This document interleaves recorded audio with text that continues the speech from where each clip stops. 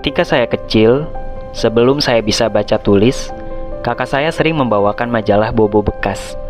Saya suka sekali dengan ilustrasi gambarnya. Rasa suka itu menjelma menjadi rasa penasaran dan sebuah tekad. Saya harus bisa baca. Saya ingin tahu cerita di balik rangkaian gambar-gambar tersebut. Berpuluh tahun kemudian, saya mendedikasikan diri sebagai dosen, sekaligus pegiat literasi dan sastra. Assalamualaikum warahmatullahi wabarakatuh. Salam sejahtera untuk kita semua.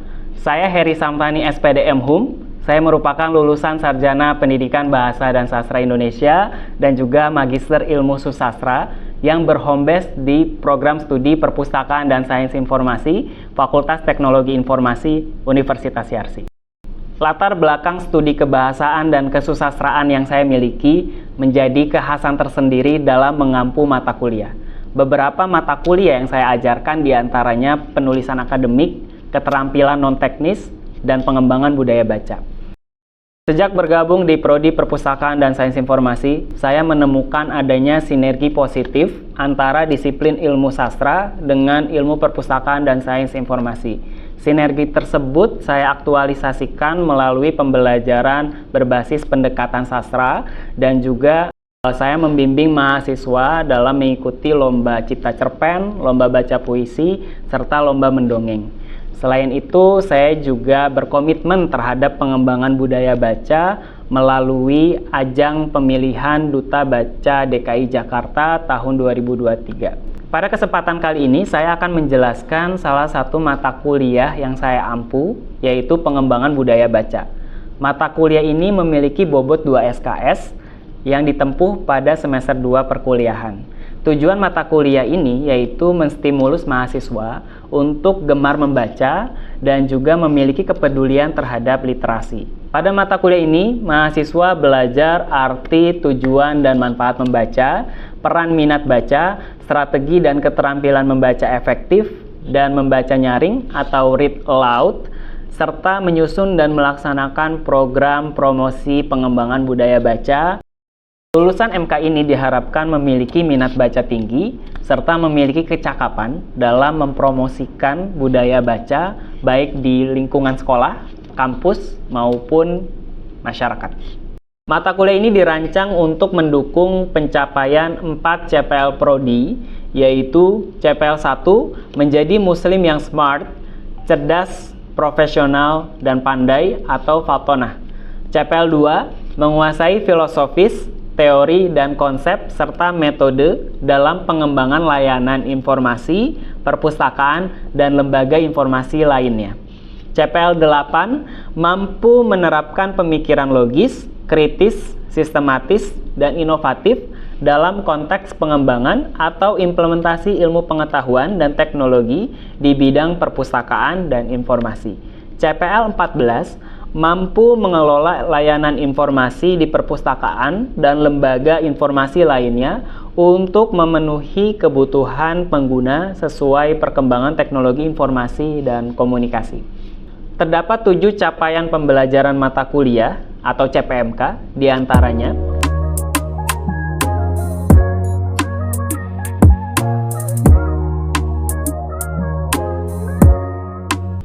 mata kuliah ini saya bagi ke dalam 2 section, yaitu dari awal perkuliahan sampai dengan UTS dan juga dari pasca UTS sampai dengan UAS atau proyek akhir.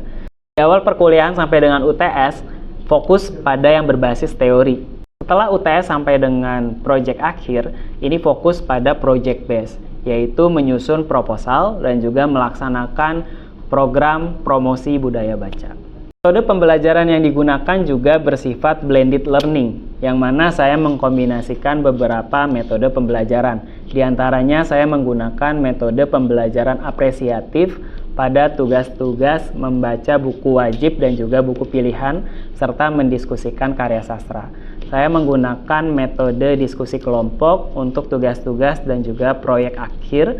Dan saya menggunakan metode pembelajaran demonstrasi dan juga performance based untuk topik read aloud. Mata kuliah ini mendukung mahasiswa untuk melakukan pembelajaran secara mandiri.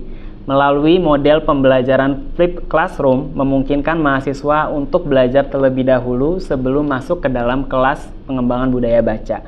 Biasanya saya memberikan tugas membaca cerpen yang kemudian kita akan mendiskusikannya di 15 menit awal perkuliahan. Teknik asesmen dalam mata kuliah ini terdiri dari 4 komponen penilaian, diantaranya 1. Aktivitas partisipatif sebanyak 15%, kemudian tugas bobotnya 15%, UTS dengan bobot 20%, dan juga proyek dengan bobot 50%. Mata kuliah pengembangan budaya baca telah terintegrasi pada aktivitas tridharma saya di luar dari pengajaran, yaitu penelitian dan juga pengabdian kepada masyarakat. Penelitian saya berjudul Diaspora Etnis Tionghoa dan Memori Penderitaan Mei Tragedi 1998 dalam cerpen Nyonya Rumah Abu karangan Vika Kurniawati menjadi rujukan bagi mahasiswa dalam menganalisis tugas membaca cerpen Nyonya Rumah Abu. Selain itu, proyek akhir mahasiswa juga diarahkan untuk melaksanakan program promosi budaya baca yang mana ini merupakan bentuk pengabdian kepada masyarakat. Untuk mengenal lebih dekat mata kuliah ini, saya sajikan video perkuliahan mata kuliah pengembangan budaya baca pada topik 6, yaitu topik Read Aloud. Selamat menyaksikan. Bismillahirrahmanirrahim. Assalamualaikum warahmatullahi wabarakatuh. Waalaikumsalam warahmatullahi wabarakatuh. Nah, hari ini kita akan melanjutkan apa yang sudah kita pelajari di pekan lalu. Tapi sebelumnya saya mau sedikit cerita. Jadi saya sudah pernah bilang kan ya, kalau saya punya anak usianya itu mendekati 2 tahun. Nah, saya sudah pernah sampaikan di mata kuliah sebelumnya. Kita belajar apa sebelumnya? Literasi dini, betul. Karena liburan udah pada lupa nih kayaknya. Literasi dini, di literasi dini itu kita belajar tentang kecakapan untuk apa? Anak-anak ya, anak-anak usia dini. Namanya juga dini, berarti kan anak-anak. Dan di situ itu adalah landasan atau pangkal awal untuk belajar kecakapan literasi sampai kecakapan literasi berikutnya.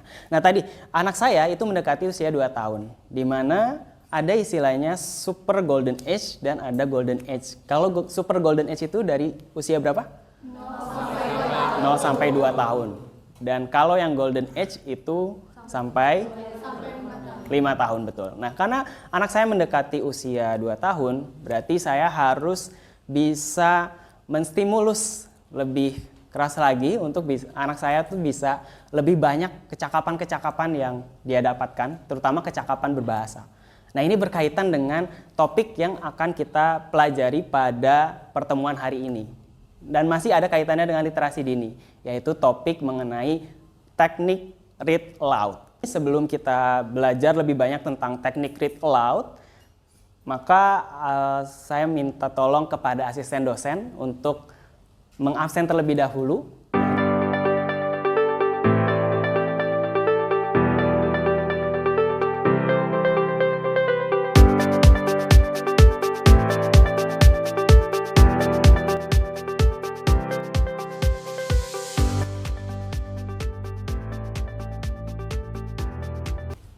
Baik, sebelum kita sampai ke sini, seperti biasa di tiap pertemuan mata kuliah saya ada yang namanya tugas membaca cerpen.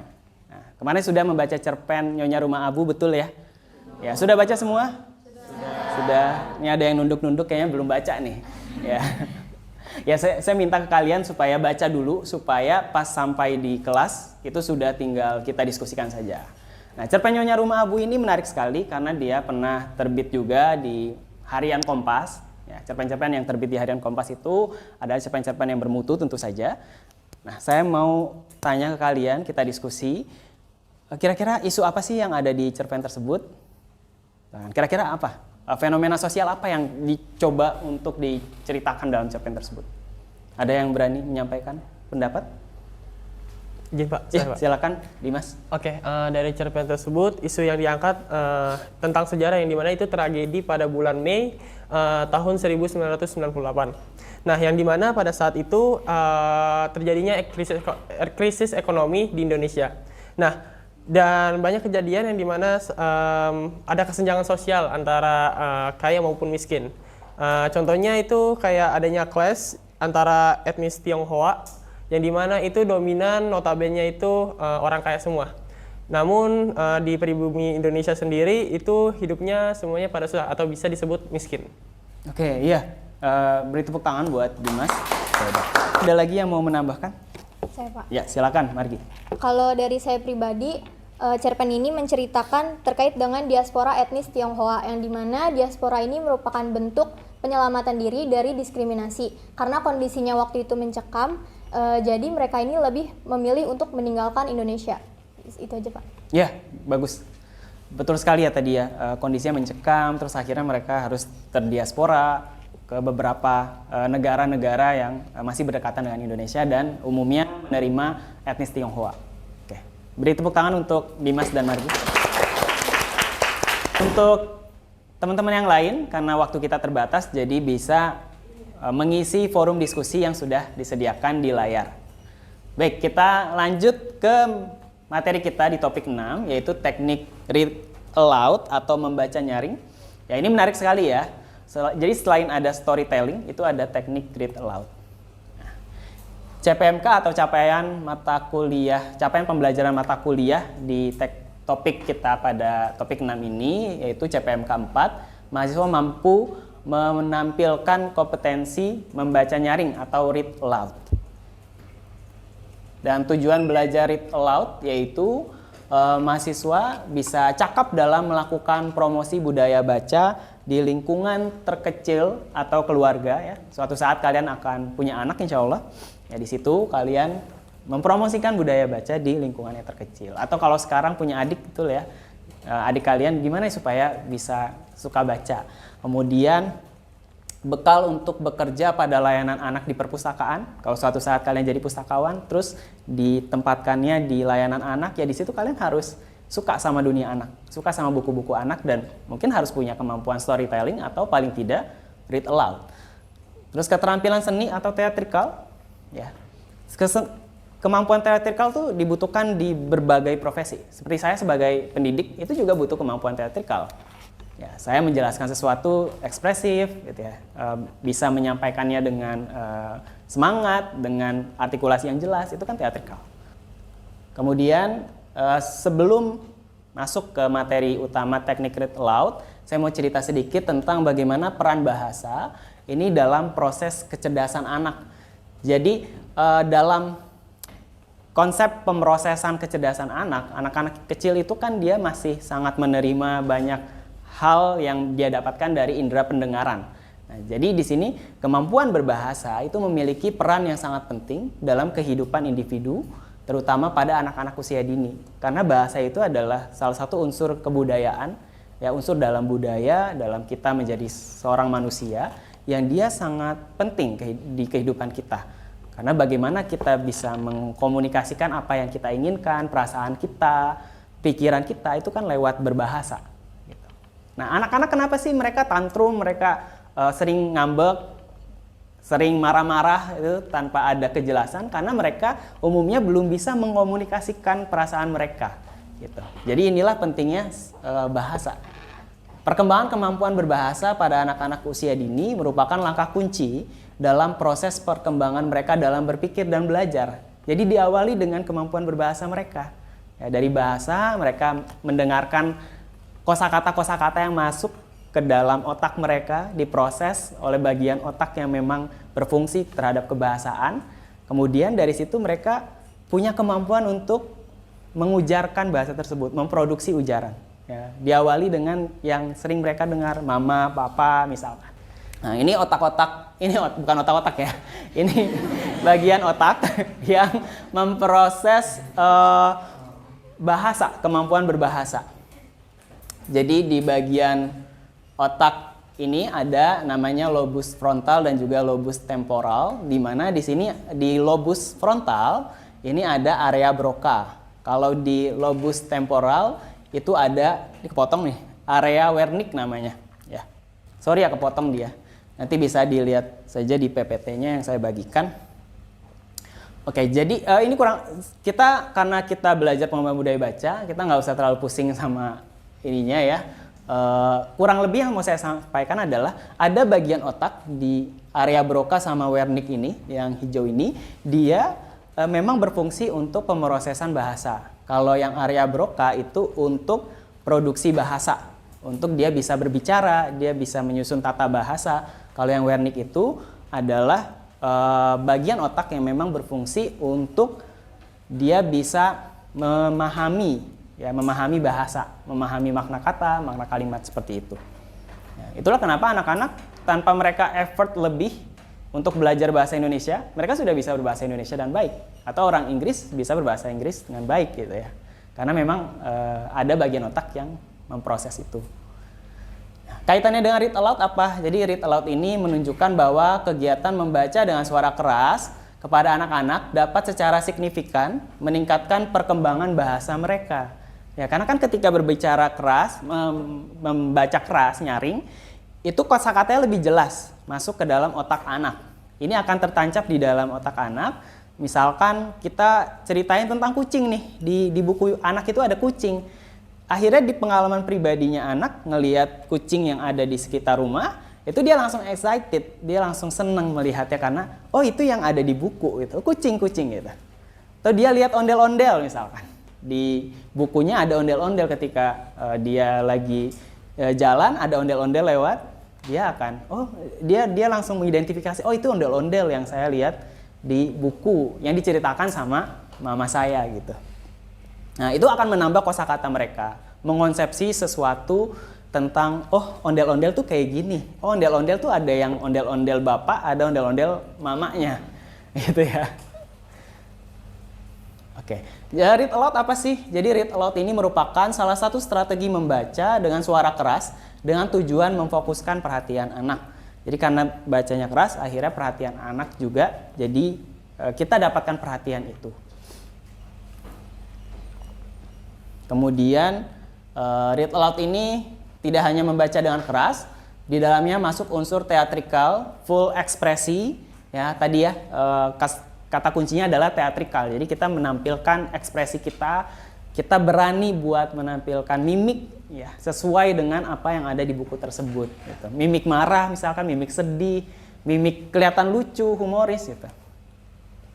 Bedanya read aloud dengan dongeng ya, ini kalau mendongeng menguasai hafal suatu kisah, kalau read aloud menggunakan buku sebagai medium membacakan cerita.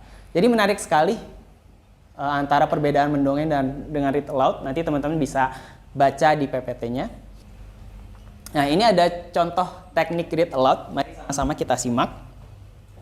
Halo, saya Rosi Setiawan. Hari ini akan membacakan sebuah buku yang berjudul Ya, lihat bagaimana ibu ini memberitahukan tentang judul bukunya, kemudian bagaimana tadi mimiknya ya, posisi tubuhnya, dan bagaimana dia sangat terlihat passionate gitu untuk menjelaskan cerita di buku ini. dan ada monster.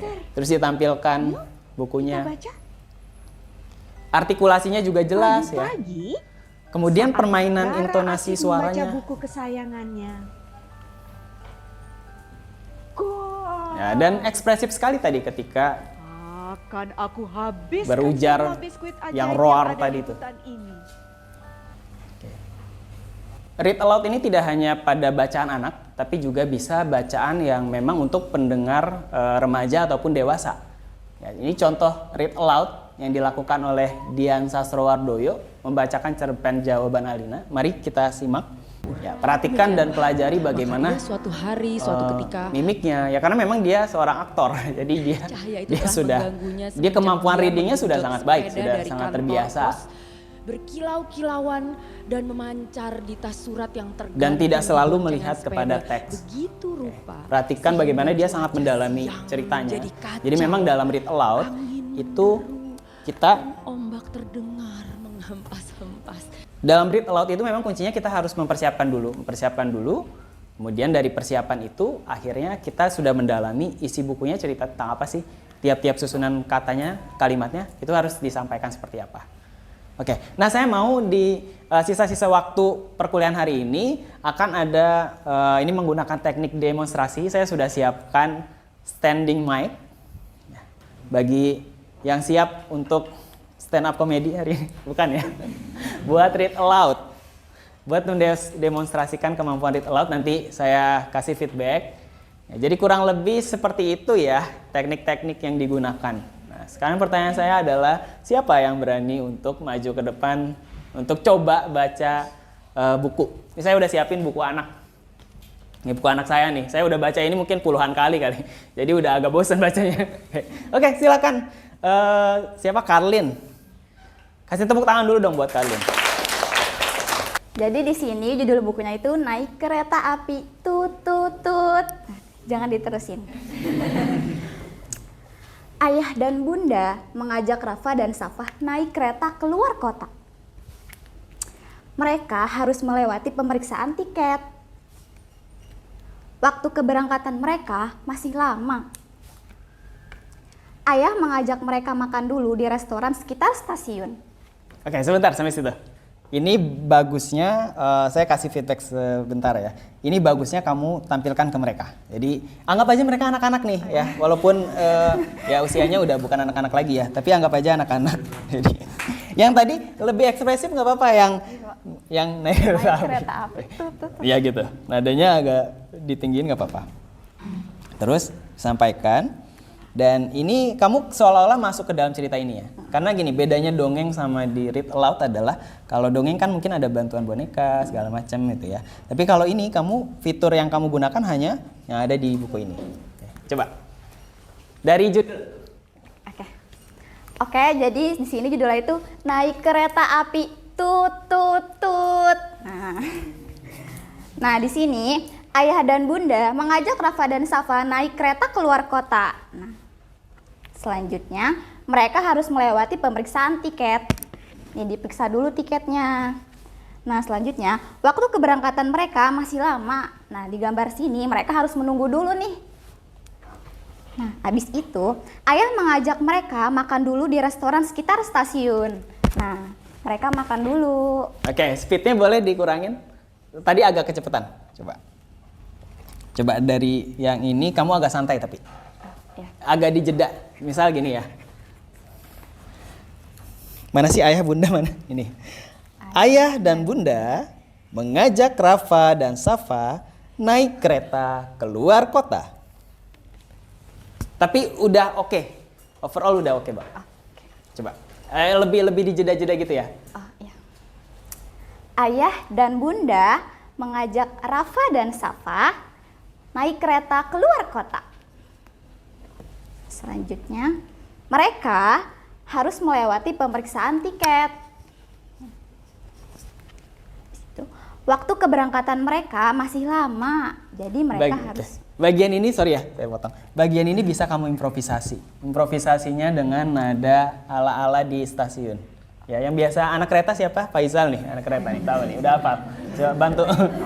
Ya, bagian ini bisa sekali untuk diimprovisasi. Kamu anak kereta, Bang? Iya, Pak. Gimana biasanya suara di stasiun? Nah, jadi di sini mereka harus menunggu dulu kereta. Suara itu ting nung ting nung ting nung ting nung. Oke, kasih tepuk tangan buat Karlin. Oke, silakan. Sebentar Karlin.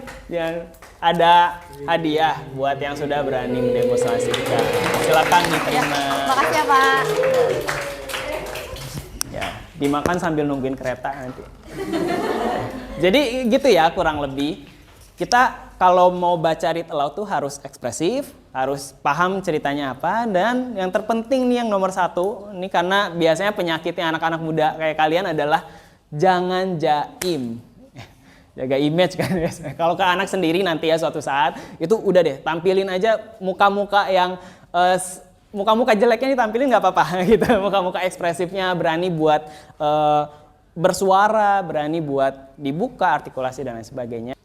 Belajar lagi tentang teknik read aloud, banyak video-video teknik read aloud kalian bisa pelajari. Dan jangan lupa untuk isi refleksi dari mata kuliah kita di topik 6 ini di layar yang sudah saya sediakan. Maksimal untuk mengisi refleksi adalah sampai dengan besok pukul 23.59. Saya cukupkan untuk perkuliahan kita pada hari ini. Wassalamualaikum warahmatullahi wabarakatuh. Demikian video pernyataan diri dosen dalam unjuk kerja Tridharma Perguruan Tinggi, khususnya pada unsur pengajaran. Semoga video ini bermanfaat baik untuk saya pribadi, universitas, maupun kemajuan pendidikan tinggi di Indonesia. Sekian dan terima kasih. Wassalamualaikum warahmatullahi wabarakatuh.